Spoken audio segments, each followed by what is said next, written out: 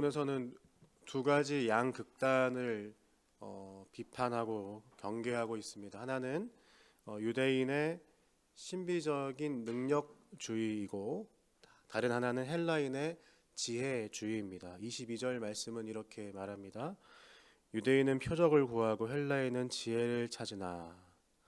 유대인들은 표적을 구했습니다. 유대인들은 선지자들을 통해서 일어났던 능력, 예언의 성취를 바랬습니다.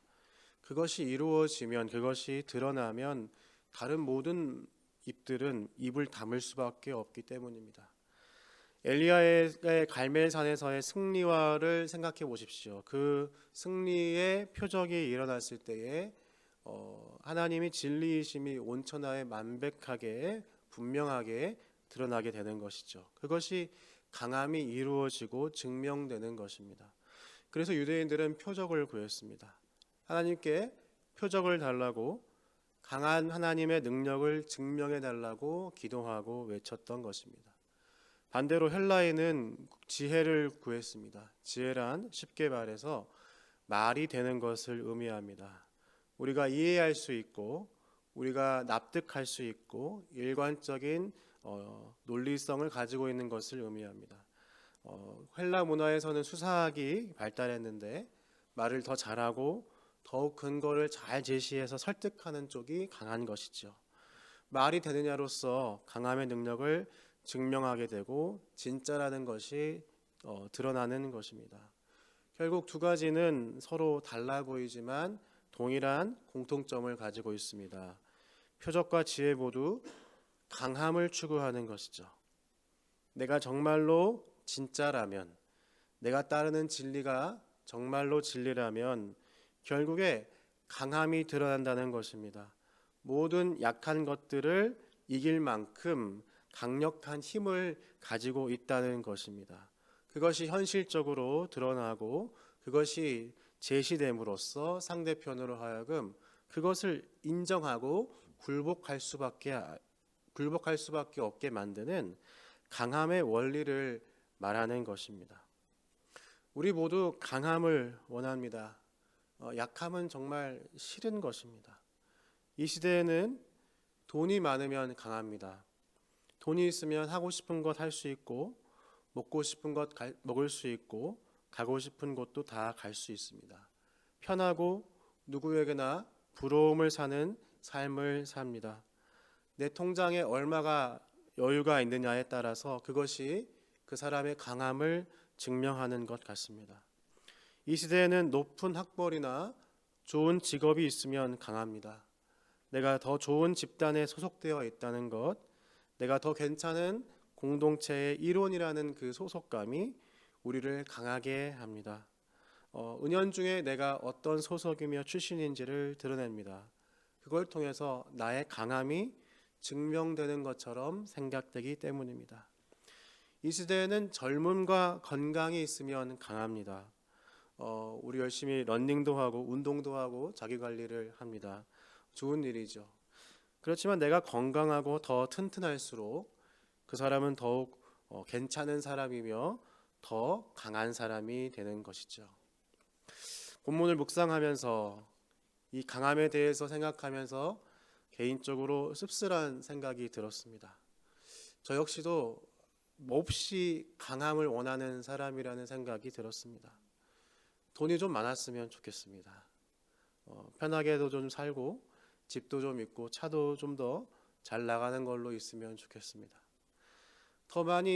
더 좋은 그 출신 배경과 학벌이 있었으면 좋았겠다는 생각을 하게 됩니다. 더 좋은 배경 안에서 더 많은 유리함을 누리고 싶습니다. 더 젊고 건강하면 좋겠다는 생각을 했습니다. 매일 피곤해 보인다는 말을 많이 듣는데 제가 이렇게 근육질이고 키도 좀 더 크고 생기가 있고 에너지틱하면 좋겠습니다. 제가 좀 더 강했으면 좋겠습니다. 기도하는 시간에 원망이 섞인 기도를 드리게 됐습니다. 우리는 그래도 예수님 따라가고 싶다고 하는 사람들이지 않습니까? 내가 어떤 것을 누리는 것보다 예수님 따라가고 싶다고 고백하는 사람들인데 예수님을 따라간다고 하다 보니까 그나마 내가 가지고 있었던 강함마저도, 혹은 그 강함을 가질 수 있는 가능성마저도 잃어버린 것 같아 좀 아치 느껴졌던 것이죠. 우리에게는 이제는 약함밖에는 남아있지 않은 것 같습니다. 우리 모두 그렇지 않습니까? 우리 모두 약하지 않습니까? 여러분 돈 많으십니까? 여러분 엄청나게 좋은 배경과 출신들이 있으십니까? 여러분 젊으십니까? 여러분 건강하십니까? 우리는 모두 약하고, 그리고 앞으로도 점점 더 약해질 것입니다. 우리에게는 헬라인과 유대인들이 구했던 표적도 지혜도 없습니다. 세상이 보기에 우리는 아닌 거죠.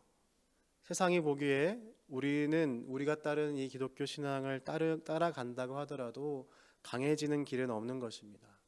오히려 미련한 자들이며 미련한 자들끼리 모여서 서로를 괜찮다고 격려하는 어떤 정신 승리를 도모하는 사람들일 것입니다.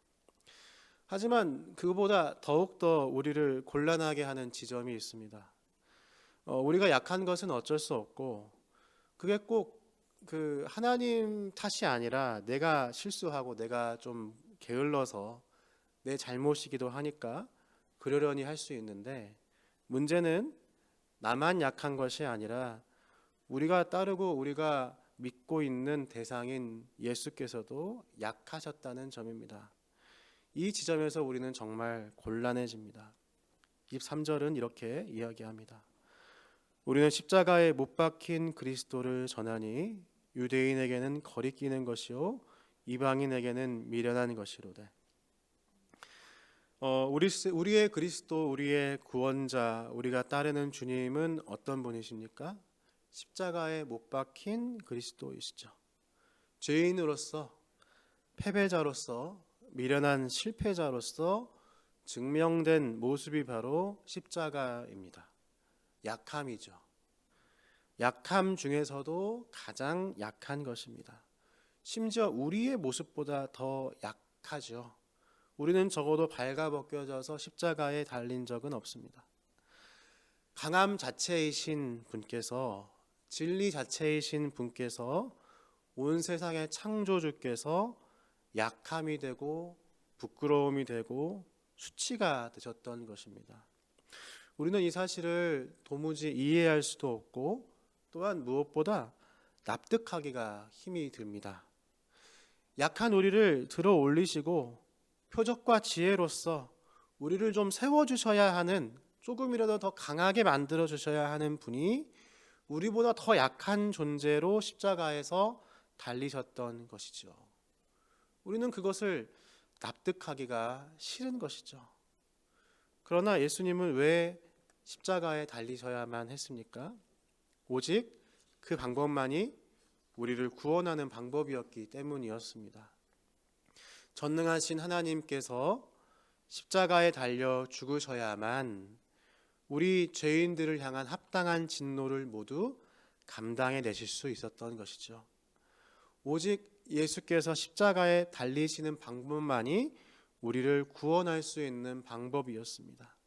오직 그 방법만이 하나님께서 창세 전부터 우리를 위해서 계획하신 방법이었습니다.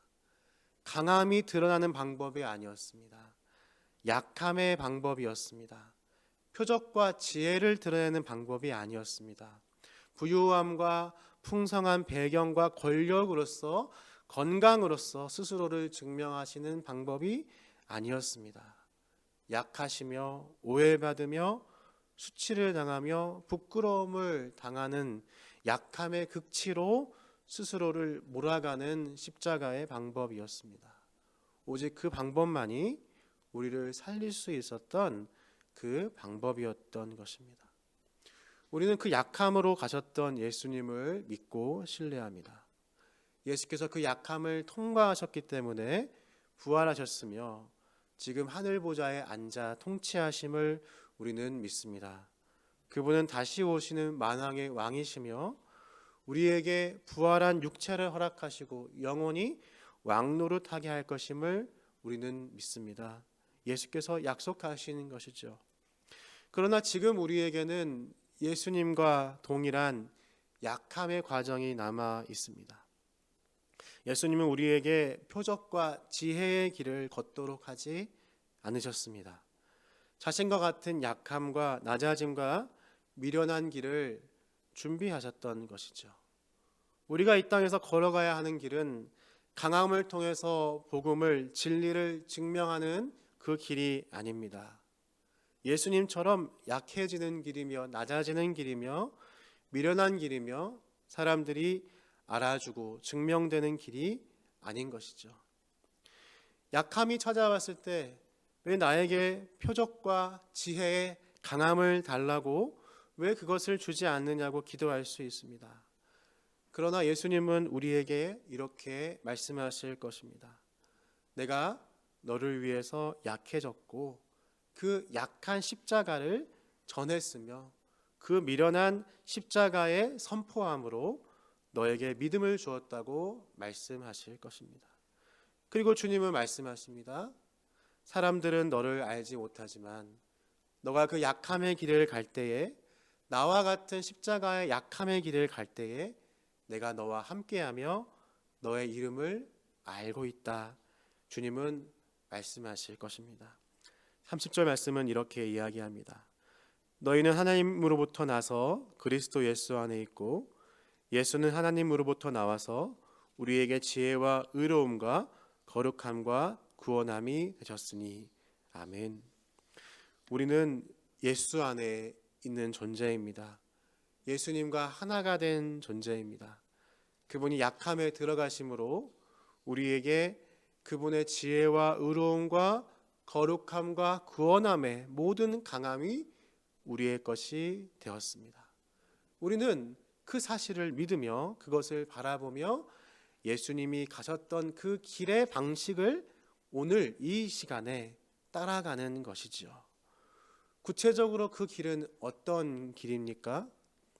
말씀은 전도에 미련한 것을 제시하고 있습니다. 표적과 지혜의 강함이 아니라 전도의 약함과 미련함과 비효과적인 것으로 예수님의 길을 따라가라고 말하고 있습니다. 여러분, 우리가 가야 하는 길은 능력과 강함의 복음의 증명이 아니라 미련한 전도의 길임을 기억해야 할 것입니다.